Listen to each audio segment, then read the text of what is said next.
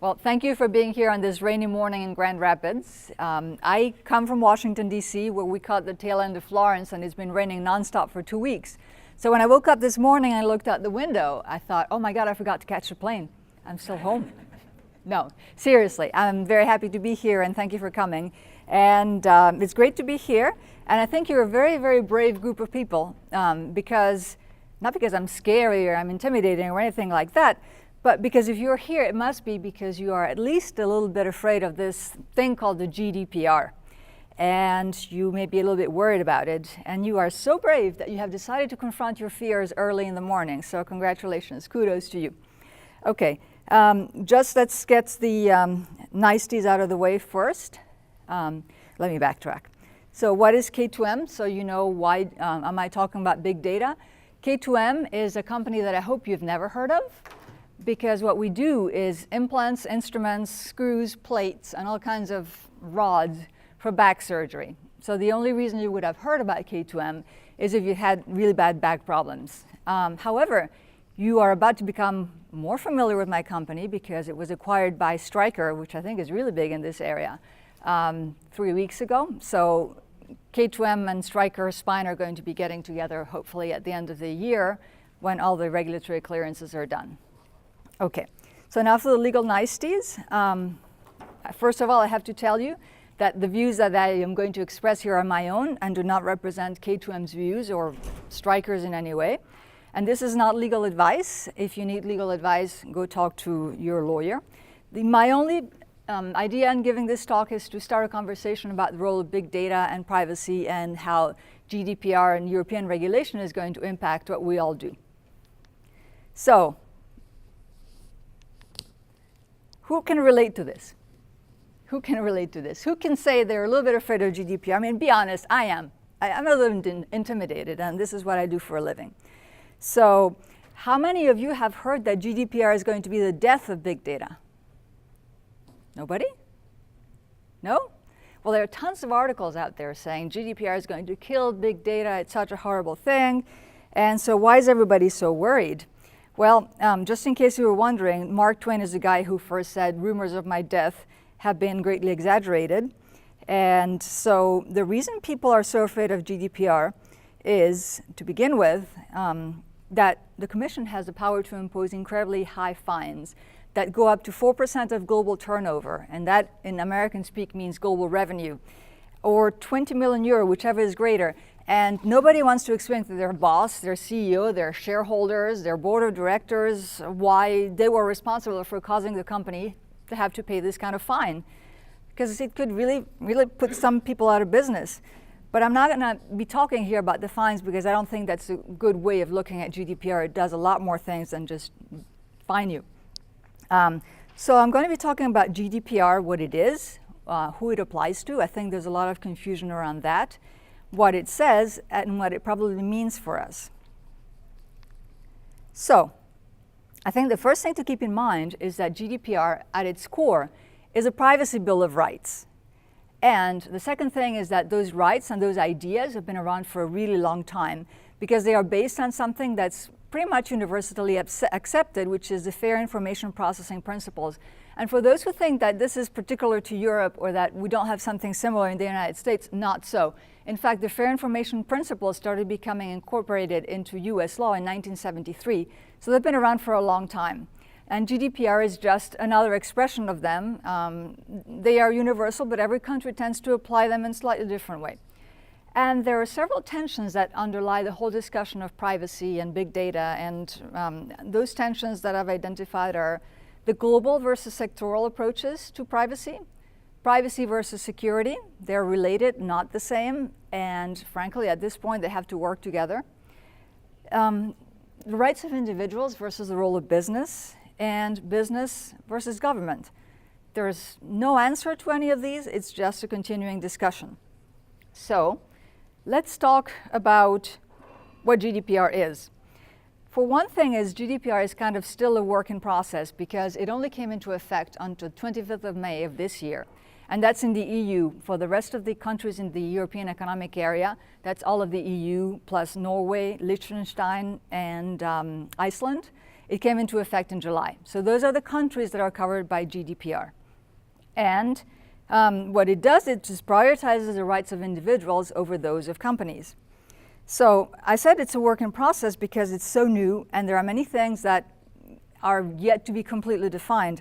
And I always tell my internal clients that I can tell them what GDPR says, but at this point I can't really tell them in every instance what it means for them on a day-to-day basis. So it's important that we keep the lines of dialogue open.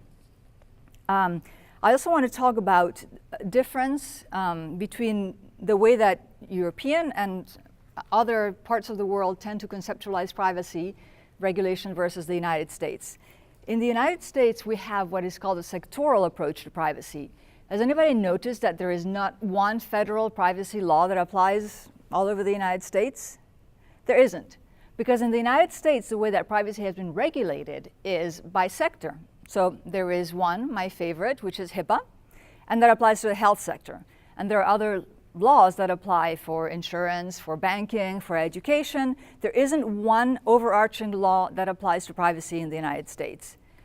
In Europe and in other countries, they've decided to take a completely different approach. And by the way, in the United States, not only is that true at a federal level, but also at the state level, which keeps us lawyers nicely employed for a long time to try to tell people what they need to do. Europe has taken a different approach. What they have said is, we are going to pass a law that defines privacy rights, and that law is going to be for all sectors, for all countries, and there is only one. That's a bit of a simplification, but that's what it is. One law, it doesn't matter whether you're in telecommunications, credit cards, what industry you're in is irrelevant. It's still the same law, unlike the United States. So let's start with the beginning. Let me make a little introduction. This here is GDPR. This is the law. And, well, it's got 11 chapters, 99 articles, right here. And something very interesting, which is that it starts with 172 comments, 73, sorry. And those comments were put there because the European Commission wanted to help people interpret GDPR. So when you're not sure what something means, you can go to the comments and maybe they'll be helpful and maybe they won't, because again, it's very new and it's still in process. So let's begin at the beginning and try to figure out what the law covers. So the law protects, it's called the General Data Protection Regulation. So obviously it covers data, but not just any data, it covers personal data. And I have no idea why they didn't put personal in the title, don't ask me, but let's try to figure out what it means. So what is personal data? What is personal data? Personal data is any piece of information that by itself or in combination with other pieces of information allows you to identify a living person. So in order for GDPR to apply to a person, this person has to be alive. Contrast with HIPAA, where it also applies to people who are dead. So that means a human. Another difference with American law, where you have corporations that can have rights. This is only for humans. Your company has no rights. People have rights. And that person is called the data subject under the law. And the data is personal if a living person can be identified, mind this, directly or indirectly by using those data. So the definition continues and says that good examples of personal data are name, that's pretty obvious, national identification number, location data, online identifier, one or more factors that apply to a description of a person, like their physical characteristics, physiologic, genetic, mental, economic, cultural, or social identity. They're all examples of personal data. And so I'm going to give you an example because it's important to think and to realize that personal data is very contextual. So let's say that I walk in here, and please assume with me that there's actually a couple of people in this room wearing Griff t-shirts, which there aren't. And I walk in and I say, I'm looking for the man in the Griff t-shirt. Any of you can look around and say, yeah, that's him over there. So in this case, man and wearing Griff t-shirt is personal data. And now, after we're done with this conference, we'll go to Van Andel Arena to watch a game. And I walk over to one of the ushers and I say, I need to find the man in the Griff t-shirt. And the usher is going to look at me and say, you're crazy. There's thousands of men wearing Griff t-shirts here. So in that context, man and wearing Griff t-shirt is not personal data. So now that we know what personal is, let's find out what processing is. And Article 4.2 of the law tells you that it's any operation or set of operations that you perform on data. In other words, anything whatsoever you do with data is processing, storing it, transmitting it, collecting it, de-identifying it. So thinking about it, no, I'm exaggerating here. And whose personal data we care about? People, remember. But what people? Does it have to do with nationality? And the answer is no. This is very important and a source of a lot of confusion, because the GDPR applies to people who are physically in the European Union, regardless of their nationality. So let's imagine that I have a German passport and I'm a German person and I live in Germany. It applies to me. Now I move to Italy. It still applies to me. And then I get a fantastic job offer in Grand Rapids, Michigan, and I move to Michigan and I'm working here. I have no intention of stopping being a German person. In fact, I have every intention of going back in a few years. While I'm in the United States, my data are not covered. Now you move to Rome, assuming you have an American passport, or even if you don't, and while you are in the European Union, this law applies to you and protects your data. So that is a bit of a misconception that I've heard around. So it's for people, for companies that have to comply with it, it's companies that have goods or services that are being offered in the European Union or that have employees there. And it doesn't matter if the goods or services are free. I don't care whether you're charging for them. So a good way to remember this is the only companies that don't need to worry about GDPR are the companies that don't have any customers, potential customers, or employees in the European Union. If you don't, then you don't need to worry about GDPR as it pertains to the European Union. You might still have to worry about GDPR and be happy that you are familiar with it because, well, guess what? A lot of countries are copying GDPR, and even California has now passed a law that is surprisingly similar. Okay, so we're trying to see what the connection is to big data. And so what is big data? Big data is all about finding correlations between sets of data, some of which were not originally together or correlated with each other. And in order to do big data, what's wonderful about big data is it allows you to do things that a person cannot do, that a machine can do, and only with the power of a machine can you do what you're doing. So that's called automatic processing. And it allows us to draw conclusions from those data about, guess what, people's characteristics and what they might do in the future, as well as other things. And GDPR gets very, very concerned about automated processing and profiling. Here is the tension, because what is big data? It's automatic processing and profiling. That's what we do. And so does that mean, this is why some people have said this is the end of big data, it's going to kill big data? I don't believe it, as you know. What it means is you have to build specific protections and you have to be careful when you deal with those big data. Because at the end of the day, big data have a very important role in society. They can predict epidemics, they can do all kinds of very good things that we would not want to lose. So the thing to keep in mind is that GDPR is a privacy bill of rights, and that privacy is a fundamental right in the eyes of the EU. And therefore, before you do anything to data, think about what the subject's expectations of privacy might be. It's all about the expectations of the individuals and how they expect you to treat their data based on what they have told you and what you have told them and what is right, essentially. So anyway, let's get right into the rights and obligations and what GDPR actually is and means. So there are 7 clusters that are essentially the principles of the FIPS that I mentioned earlier. There are 7 of them. They appear essentially in every privacy law of every country.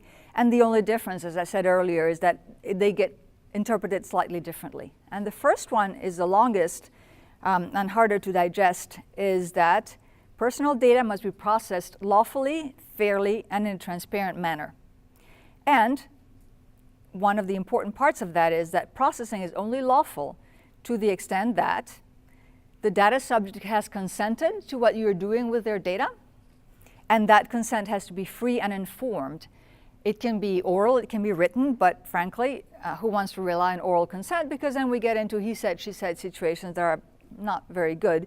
So it's much better to have it in some form of writing. And a corollary to that is that once the subject has given consent, they have to be able to revoke their consent. And that revocation has to be just as easy to do as it was to give consent to begin with. So there has to be an easy mechanism for them to revoke their consent. The other way that you can lawfully process data is because there's a contract. Let's say that I want to hire you over there to help me improve my speaking skills. And I'm so bad that it's going to take a year, and you're going to have to come to my house twice a week and give me instruction.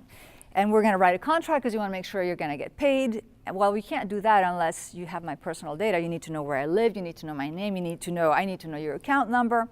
Those are personal data, and we cannot really have a relationship unless we exchange personal data. That doesn't require explicit consent. Question? Yeah, you mentioned, I'm going to go back one. I thought you might touch on this. Okay. You mentioned that it's got to be as easy to revoke as it is to enter into it. Yes. Correct? So my question is, I've been seeing all the, like every website you now go to has been GDPR compliant now by saying, hey, we use cookies, click this box. Yeah. That's pretty easy. Like, it's almost forced, because in order to see it, you've got to click the box. So how are they going to combat, or how are they going to meet the requirements if it's got to be as easy to unsubscribe or remove as it is to click if it's a pop? Well, they tell you if you ever want to revise your choice in cookies, go to this part here, and it has to be always available from where you are. Okay, so it's just got to be available, not... Yeah, it doesn't have to be necessarily in your face all the time. Okay, because I'm like, that seems, it's one of those, it's way easier to just click this button. And then the banner goes away, and then you're saying, well, I've changed my mind, where do I go? It has to be fairly obvious where you have to go, but obviously you don't want to see the banner the whole time you're interacting with the site and forever after, because then it's distracting. But anyway, if you want to get into that more, we can talk about it later. Yeah. Yeah, no, I mean, it's a good point. But, funny enough, GDPR does not talk about cookies. That's under a separate directive, and it's very important, and they come together. Obviously, I don't see how you can separate the two, but it's under a separate directive. So you won't see the word cookies in here. Okay, so the other way to have a legal basis is that there's a legal obligation. And for example, in the medical device field, that's a very good example. Sometimes something goes wrong in an operation and you have to be able to find the person, have their data so that you can report them to the authority. We have the legal obligation to report to the authorities, and therefore we have the right to treat those data, to process those data. Or if a company needs to process personal data to protect somebody's vital interests, let's say you're in an accident and you can't talk, and somebody reaches into your purse and processes your information from your driver's license. Well, that's also lawful even though you didn't consent. Or processing is needed in the public interest or pursuant to official authority.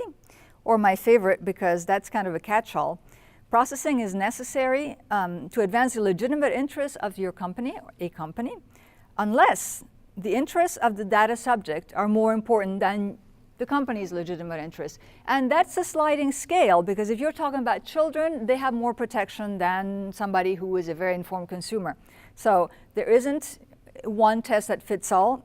You have to keep the sliding scale in mind. And so I said there were 7 FIPS, and here's the rest of them. So the data must be collected and processed only for specific and limited legitimate purposes. That's called purpose limitation. Whatever the initial purpose was, that's all you can do with it.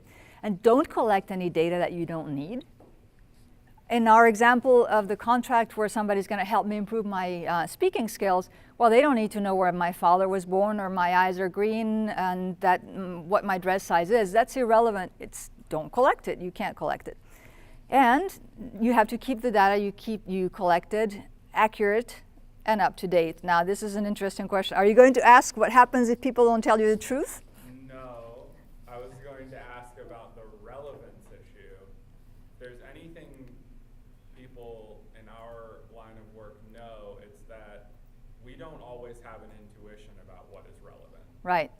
In fact, often we find results that are totally counterintuitive, and then eventually you can stumble on like how it actually does make sense. But you can't possibly know what is relevant all the time in data collection. So how do you? That's very true, and you've put your finger exactly on the problem, because you might find later that, hey, the fact that somebody wears a dress size 10 correlates somehow with something that you're doing, Or even though it wasn't where obvious. Your father was born. Yeah, that's Maybe very you possible. have, a disease that needs cured, that if you knew that piece of information, it would unlock everything. Right, but if you're trying to sell me a book about big data, then that probably doesn't correlate with anything that you're going to glean from my information. So what I'm saying is that there's no hard and fast answer. I can't tell you, oh, use this test, and here's the answer. You have to think about it, and the most important thing is be prepared to defend why you thought that you needed to collect this data. And the more sensitive the data, the harder you have to think about it. For example, there's a whole article on categories of data that you cannot process at all, and they have to do with health, genetics, sexual orientation, religion, the usual, race, belonging in a union. You cannot process those data. It is forbidden unless you can show that you protect them appropriately, and also be prepared to show why you needed them to begin with. How is this relevant to the legitimate purpose you are pursuing? And make sure that, that they really tie together, that you're not asking people for data that you really don't need. And you have to remember where this comes from, right? You do know where this comes from, this whole protection about sensitive data, because in the past there have been people collecting data inappropriately, in that, especially those kinds of data about health and genetics and ethnic origin, that were used in ways that as a society we don't approve. So that's a defense, and that's why this is such an important part. Anyway, storage limitation is the next one. And you can't keep the data for any longer than you need them. So, yes? One quick question about what we were just talking about. Yeah. For that protected data, like what happens if someone made that publicly available on a social media platform and the lines kind of get blurred there because you now no longer collect that data, but they made it available publicly? They made it available themselves, so they published their own data and they said, here's all this information about me. Sure. Here's my genome. Well, then it's not protected anymore. Because if the person chooses to put it available publicly, then all of a sudden they can't claim that you violated their privacy. They put it out themselves. So in that case, you don't have to worry about it. So storage limitation, don't keep the data any longer than you have to. And you have to keep the personal data secure and confidential. We're going to touch on that now in a moment. And the biggest change that GDPR introduces is that it raises the level of accountability. Accountability to the individual, meaning that you have to have a mechanism where the individual whose data you have can ask you, so what data do you have about me? And ask you to correct it and ask you to stop using it if they don't consent anymore. And that has to be accessible. So that's part of accountability. You have to know where your data is, what it does, where it goes. And you have to be prepared to explain that to a regulator as well. So that's accountability, and that's ratcheted up. And that's where you'll get the biggest fines if you don't reply to or you don't handle data subject requests properly. So I'm going to quickly go through this because one of the important things is you have to give people a clear notice of what you are doing with their data, what you're collecting. And I thought this was particularly funny because you've all seen a mazillion privacy policies online from companies. And the thing to remember is, let's be proportionate. Glencoe Engineering is a little outfit in England, and they fix Land Rovers. And so they don't need one of those multi-layered, super complicated privacy policies. I thought this one was kind of funny because looking at it, it's got all the elements you need. I'm not suggesting that your company uses it, but it's an example of a privacy notice. Okay, so now let's talk about security measures because that's very important.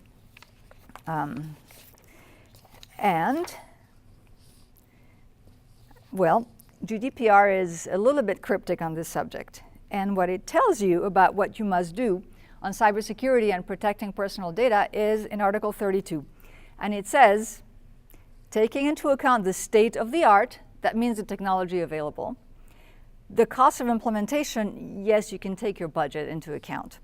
And the nature, scope, context, and purposes of processing, as well as the risk for the rights and freedoms of individuals, you must implement appropriate technical and organizational measures to ensure a level of security appropriate to the risk. So it's an exercise in risk management. Is it clear?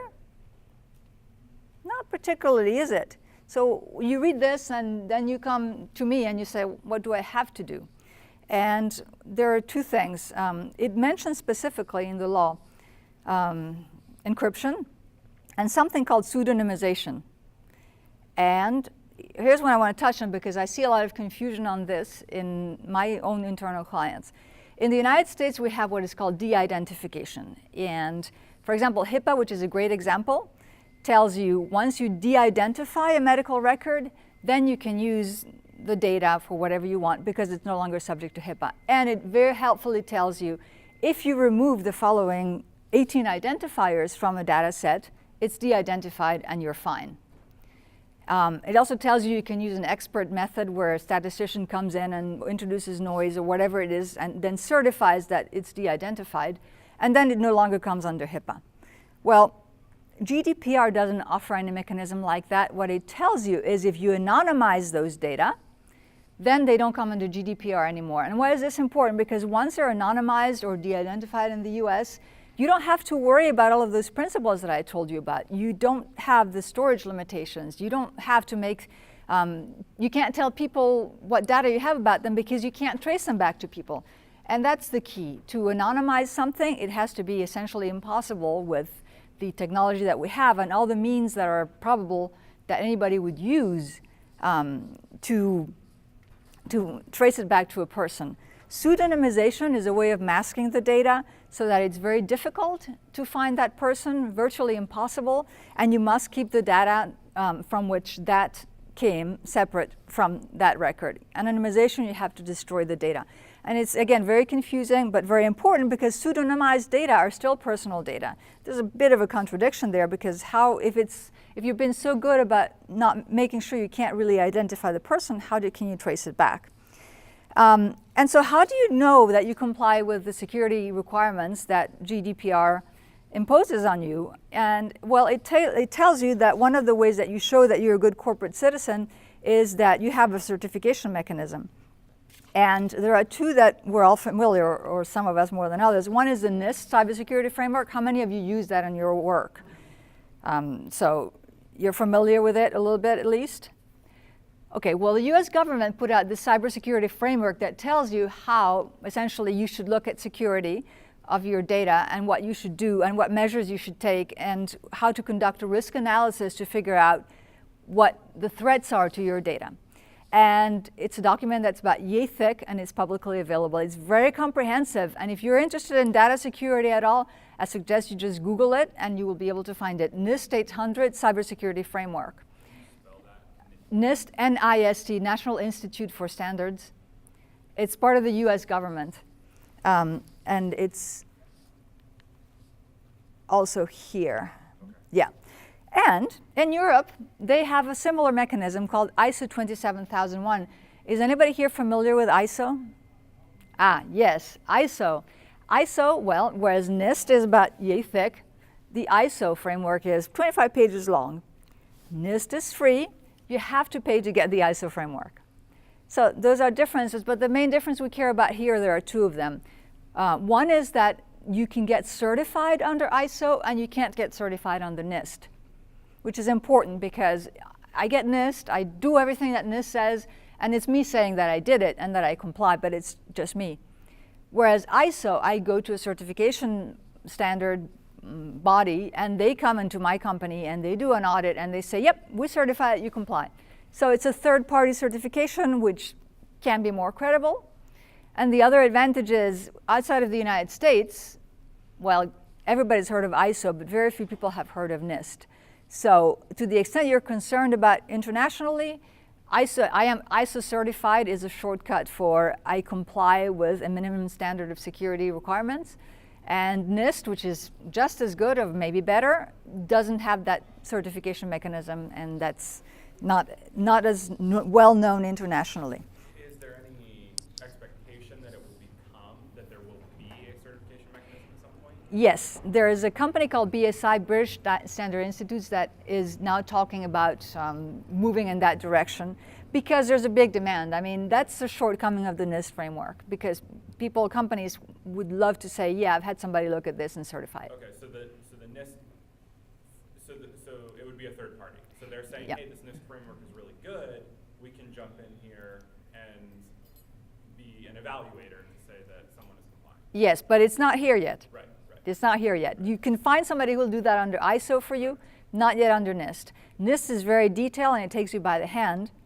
ISO is more a big framework and risk management. So they're both very good. And I mean, ideally you use a combination of two. You take parts of one and the other. But anyway, that's a longer discussion. Okay. So Sorry, what's your best guess on how long it'll be until there's that certification process? I have no idea. I have no idea. I have no idea. No way of knowing. But yeah, I think that people feel the need for it. Yeah. So another thing about that's important, I don't know if you've ever had your legal department pursue you and say, we now need to sign this data protection agreement because of our activities in Europe. That goes to whether you're a controller or a processor under GDPR. A controller is the person who decides what data get collected and what you do with this data. A processor is the company that just does what they're told, and that's like covered entities and business associates under HIPAA.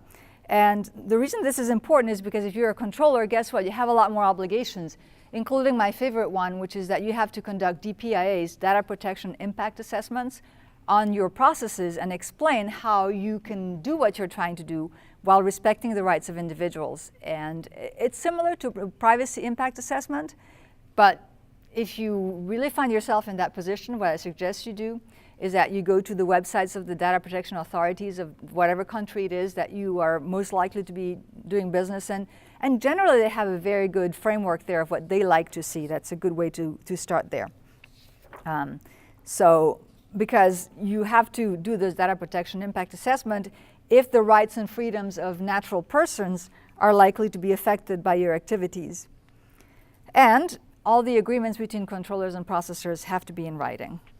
So I'm going to get to my favorite part here, and I think we're kind of running out of time, so I'm going to try to speed it up. So one thing to remember, if you want to transfer data between two countries in Europe, go ahead, no problem. But what happens if you want to send those data to the United States? You can't. It's forbidden. Cross-border data transfers are forbidden, unless you knew I was going to give you a solution, right? So before data can leave the EEA, you have to show that they're going to a place that has an equivalent level of personal data protection to that found in Europe. And that is a formal finding by the European Commission. And the European Commission has found that the United States does not offer a comparable level of data protection to that found in Europe. So what do you do? Well, there's a solution. There's actually 3 solutions. And the 3 solutions are Privacy Shield. Has anybody heard of Privacy Shield? No? Yes, you have? Yes. Binding corporate rules or model clauses. Those are 3 legal mechanisms I'm going to go through quickly.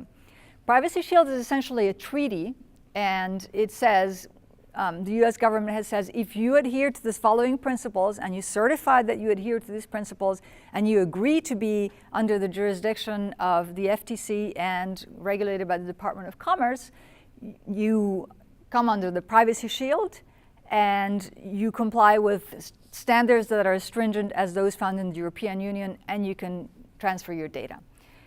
And then you get put on a register, but the big downside is it's like Hotel California. You can check out anytime you want, but you can never leave, because once you're on that list, you're staying on that list. You can't just say, I've changed my mind, I don't want to do this anymore. Congratulations, you're in. The other way to do it is binding corporate rules, which is complicated policies and procedures and ways of doing things that your company adopts and then has to live by. Disadvantages, before you can use them, you have to get the data protection authorities to approve them in Europe, which takes time and back and forth. So most people, let me finish model clauses and then I'll take your question. Model clauses are just a standard contract that the European Commission put out and said, okay, if you do all of these things, if your company does all of these things, then you comply with what we consider enough to protect the data of people. And you cannot change a comma from that, and then you have to adopt that contract, fill it with your information, and live by it. That's what most people use for that reason, because it's the easiest. All right. And this only matters though, so like binding corporate rules, for example, the rules can say, like, we agree to deal with data this way when it has come from Europe. It doesn't like make you treat all your data that way. Right. Okay. Yeah. Yeah. Yeah. Veronica, so once you comply with any of these three, then are we like under GDPR law? Like if you violate it, are we like violating certain clauses in GDPR and we are susceptible to some legal action? Yes, the short answer is yes. In the case of Privacy Shield, the Department of Commerce will come, the FTC will come after you, sorry. In the case of binding corporate rules, one of the things you do is you accept the jurisdiction of the European data processing authorities, data protection authorities. Model clause is the same thing. So, but the thing is that you cannot transmit the data unless you have one of these three frameworks. So that's how it works. Does the CCPA, does that affect the data transfer? Sorry, the CCPA? The California Consumer Privacy Act? Oh, that's, Have they found that that's adequate? no, they haven't said anything about that yet. Oh, it's pretty new, so I don't wonder. Right, they haven't had time, but given that it's borrowed heavily from ideas from the GDPR, we'll see. I'm not, There's a lot of tech companies out there, so that yeah. might affect the large someone data. Yeah, I mean, that's one of the reasons you really need to know something about GDPR, because more and more countries and even states in the United States are thinking, hey, well, let's borrow some stuff from here. So now I want to introduce you to your new best friend if you're concerned about these issues, and that's the Data Protection Officer, which is a new figure that the GDPR creates, and you may be wondering what one looks like. And the DPO is ultimately an ombudsman for the rights of individuals and represents individuals before the company. That's the easiest way to think about the DPO. And what does it take to be a DPO? There's this organization out there called the International Association of Privacy Professionals that certifies people in privacy. And they have said, well, if you have a certification in data privacy management, program management, and one in European law, then you have enough to be a DPO. And why is this important? Because certain companies have to appoint a DPO. By law, they have to appoint one. And those companies are all public authorities, companies whose core activities require systematic monitoring of data subjects on a large scale, and companies whose core activity is processing special categories of data on a large scale. And by the way, the more sensitive the data, the smaller the scale is for it to have to be large. If that makes any sense, which I guess it does. Well defined, or You mean large scale? well, you said large scale is actually like A sliding scale. yeah, a sliding scale. So when it's health, large is smaller. Yes. But is it well defined what large is for health? No. Okay. It's in the process of being defined. You have people who opine, well, if it's sensitive data like genetic data, people who have AIDS, then there's people who've said 1 is already large enough so that you have to have a DPO and protect. And there are people who said, you've got to be kidding. Let's be more reasonable here. But no, nobody has come out and say, if you are processing data about AIDS, then it's 10 people. And if it's about hepatitis, it's 20 people. Or if it's health data, that hasn't happened yet. Okay, so I'm going to touch very quickly on privacy by design, which is one of the ways that you make sure that your processing activity is compliant with GDPR. The reason I'm going to go very quickly is because, yes, this is kind of vague, and it's vague because it's meant to get you thinking about what it is. So think about it from the beginning. That's what proactive, not reactive means, preventative. At the beginning of your development, not at the middle, at the end, when it's still easy to fix. Always, if you have a choice between making something more protective of privacy or less, always make it more protective. Embed it into design. Positive sum, not zero sum, means that it has to be good for the company and also for the individual. End-to-end security, so protection throughout the information security lifecycle. Keep it open and understandable. And always, always respect user privacy, which is what this is all about. These are the principles of privacy by design, of which we will be hearing a lot more in the future. So who feels like this? Yes, I do too. I do too. I feel like the person driving this little car. And so let's think about what we have to do about this whole confusion. I call this watch your algorithms because it's a catchy phrase, but here's a few words of advice. So what are we all worried about ultimately? We're worried that all of this regulation is going to come into our companies and into our lives and micromanage us and make our lives very difficult and our businesses impossible, right? Isn't that what ultimately worries us? Well, the best defense against that is for us to take charge and to show that big data actors can be very good corporate citizens, that they understand the laws, that they respect the individual, and that we have nothing to hide. We're not doing anything untoward. We're doing the following really good things. And so know always what data you have, where it is, where it's flowing. Make sure you tell people what you're doing with their data, why, what you're collecting, and do what you say and no more. Very important. Make sure your data are clean, that you gather them and keep them in compliance with all of those principles that I mentioned earlier, and that you keep them secure. And be prepared to explain why you need to use profiling or automated processing and how you're protecting legal rights in the process. So